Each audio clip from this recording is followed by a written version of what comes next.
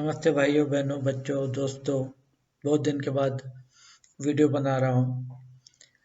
एक 2-3 दिन पहले एक सज्जन ने मुझे मैसेंजर के ऊपर मैसेज डाला और बोले कि आपके साईं बाबा तो अमीरों के भगवान हैं। तो मैंने कहा ऐसी क्या बात हो गई। बोले मैं इतने साल से उनकी पूजा करता हूँ, मेरे घर में ये तकलीफ है वो तकलीफ है, ऐसा है वैसा है। तो मैंने जस्ट उनको ये सवाल पूछा, मैंने कहा आपका शरीर कैसा है, आप ठीक ठाक हो, कोई बीमारी, कोई पैरालिसिस, कोई एक्सीडेंट? बोले नहीं। मैंने कहा आप तो बहुत ही लकी इंसान हो, दुनिया के कुछ लकी इंसानों में हो जिनको कोई बीमारी नहीं है, कोई किसी भी तरह की शारीरिक तकलीफ नहीं है। बाकी यदि आपका शरीर अच्छा है तो बाकी सब कुछ आप निपट सकते हैं। पर ये बात होती है फेथ की। फेथ इंसान का डगमगा जाता है और वही तो सबसे बड़ी परीक्षा है। अभी मैं आपको एक बहुत ही सच्ची घटना सुनाने जा रहा हूँ जो कि हमारे घर में घटी है। मेरी एक कज़न सिस्टर है, तो उनकी 2 बेटियां हैं। तो अभी 20 दिन पहले वो कज़न सिस्टर के फादर का डेथ हो गया। तो वो उनका फ्यूनरल करके आई। उसके बाद में मुझे पता चला कि उनकी जो बड़ी बेटी थी, जो कि 21-22 साल की बेटी थी, उसका सडनली डेथ हो गया। और मैं तो बहुत बुरा शॉक हुआ, बिकॉज मैं उनको जस्ट कुछ ही दिन पहले मिल के आया था और उस बच्ची का डेथ हो गया। तो हम लोग सब उस बच्ची के डेथ में गए। आप इमेजिन कर सकते हैं एक माँ की हालत क्या होती है, पिता की हालत क्या होती है जब उनका एक जवान बच्चा उनके आँख के सामने सडनली उसकी मौत हो जाती है किसी ने बीमारी के कारण। और जब हम हमारे क्रिश्चियन में बरियल बोलते हैं जिसमें हम लोग गाड़ते हैं, तो वहाँ हम लोग गए। काफ़ी लोग आए थे, अच्छी अच्छी बातें कर रहे थे बच्चे के बारे में। तो मेरी बहन जो थी वो भी रोई रही थी और काफ़ी दुखी थी। बट जब हम लोग प्रेयर करते हैं तो हम लोग ईश्वर को धन्यवाद देते हैं किसी भी चीज़ के लिए और बोलते हैं कि जैसे तेरी मर्जी। और हम इतनी ही दुआ करते हैं कि आज हमारी बच्ची आपके पास आए और आपके साथ अच्छे से रहे, आप उसकी रक्षा करें। और इतना बोलने के बाद में जब उसका कॉफिन बंद कर दिया गया, हम लोगों ने उसके शरीर पे मट्टी डाला।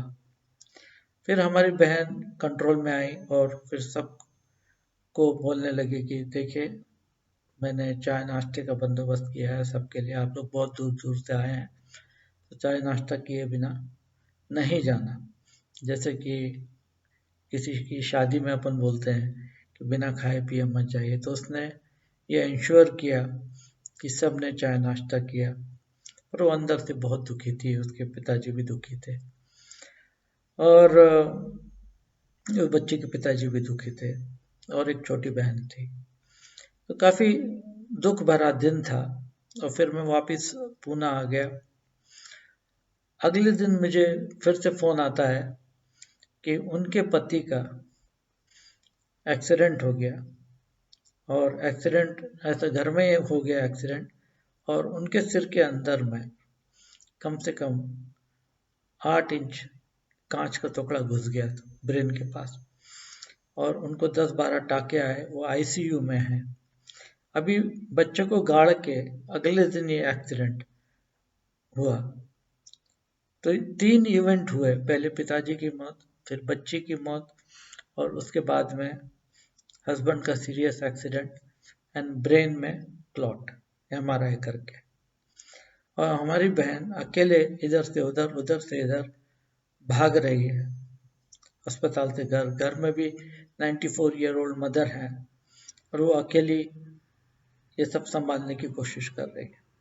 तो मैंने उनको व्हाट्सएप किया कि मुझे बताइए कौन से हॉस्पिटल में मैं आता हूँ।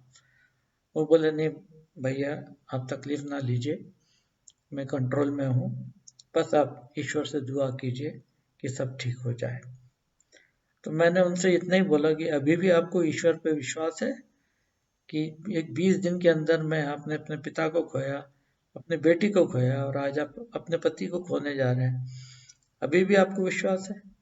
बोले हाँ, मुझे पूरा विश्वास है कि वो जो करते हैं कुछ सोच के करते हैं, उसके पीछे कोई ना कोई कारण होता है। हमने बहुत अच्छे दिन भी जिंदगी में देखे, तब भी हमने ईश्वर को नहीं भूला।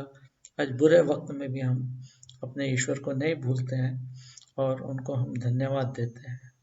भाइयों बहनों, देखिए कि जैसे हम बोलते हैं ना, ग्लास आधा भरा है कि ग्लास पूरा आधा खाली है, ये देखने का नजरिया है। और उस मेरी बहन ने जो बोला मुझे, उससे मुझे इतनी बड़ी सीख मिली कि रात को मैं सोते वक्त मैं एक लिस्ट बनाता हूँ कि क्या क्या मेरे साथ अच्छा हुआ।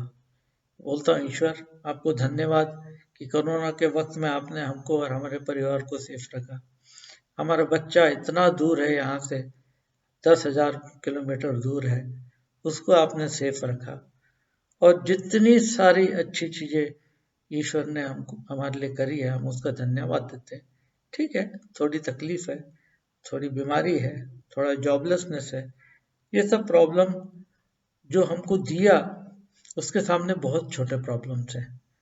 शरीर है, बच्चे ठीक हैं, माता पिता ठीक है, कोई बड़ी बीमारी नहीं है। ठीक है, छोटे मोटे प्रॉब्लम तो हर किसी को आते ही रहते हैं, आते रहेंगे। पर हमारी बहन ने हमको ये सिखाया कि बड़े से बड़ा प्रॉब्लम भी क्यों ना हो, ईश्वर पे से विश्वास नहीं हटना चाहिए, कभी भी नहीं हटना चाहिए। हमारे फैमिली में और एक परिवार है, उनके 2 बच्चों ने सुसाइड किया किसी न किसी कारण से। अपने आँख के सामने 2 जवान बच्चों को उन्होंने मरते देखा। बट मैंने उनको कभी भी ईश्वर के बारे में शिकायत करते हुए कभी नहीं सुना। ये ईश्वर ने हमारे साथ ऐसा क्यों किया, या हमारा ईश्वर पे से विश्वास हट गया। तो विश्वास जो है, ये तो परीक्षा जो हमें देनी पड़ती है, उस परीक्षा का सबूत है कि हमारा विश्वास रहता है या नहीं रहता है। और उसमें सबसे बढ़िया चीज तो यह है कि हमारा विश्वास ईश्वर पे से कभी भी, कितने भी प्रॉब्लम रहने दो, उस पे से नहीं हटना चाहिए। इसलिए श्रद्धा, सबूरी, फेथ, पेशेंस, और तीसरी बात है करेज। मेरे को इतने लोग के जो फोन आते हैं उसमें से 99.9% लोगों के कुछ प्रॉब्लम होते ही नहीं है, सीरियस प्रॉब्लम। एक आधी लोग ऐसे रहते हैं कि जो कि बहुत ज़्यादा परेशान हैं। पर उसमें भी हमारी मैंने पहले भी उसके ऊपर स्टोरी बताई थी कि एक बच्ची है जो कि उसको स्क्लेरोसिस ऑफ ब्रेन हो गया था। उसके उसके लोअर बॉडी जो है वो पैरालाइज है। बट वो बच्ची रोज स्टार मेकर पे मेरे साथ में गाने गाती है और मुझे मोटिवेट करती है कि कोई बात नहीं, मेरे पाँव नहीं चलते, कम से कम हाथ पाँव चलता है, मैं गा तो सकती हूँ। ईश्वर ने ये इतनी बहुत बड़ी कृपा करी है कि मैं गाना गा सकती हूँ, एंजॉय कर सकती हूँ। तो ये देखने का नजरिया है भाइयों बहनों। तकलीफें सबके ऊपर में बहुत आएंगी, बड़ी बड़ी आएंगी, पर उसमें श्रद्धा, सबूरी और हौसला, ये 3 चीज बहुत जरूरी है। और एक न एक दिन आपको, मेरे को, सबको तो मट्टी में मिल जाना है। और रोज जो हम, जैसे हम एक गाना है हमारे बाइबल बिब्लिकल सॉन्ग है कि one day at a time sweet Jesus, means एक दिन, one day at a time, मतलब एक बार में एक दिन मैं जीता हूँ। कल मैं जिंदा रहूंगा नहीं रहूंगा मुझे मालूम नहीं। इस दिन के लिए आपको धन्यवाद, आज जो हमको खाना दिया उसके लिए धन्यवाद। और रात को सोते वक्त यदि आप दुआ करते हैं ईश्वर से, तो सबसे पहले एक लिस्ट बना के उस चीज के लिए धन्यवाद दीजिए जो आपके साथ अच्छी हुई है। यदि आप ऐसे करेंगे तो जो गलत चीज़ें हैं वो अच्छी चीज़ों के सामने बहुत ही छोटी, बहुत ही बारीक लगेंगी और आप चैन की नींद सो पाएंगे। इतना बोलता हूँ दोस्तों, डू नॉट लूज फेथ। कोई भी आपका ईश्वर है, डू नॉट लूज फेथ। ईश्वर जो करता है सही करता है। Thank you very much.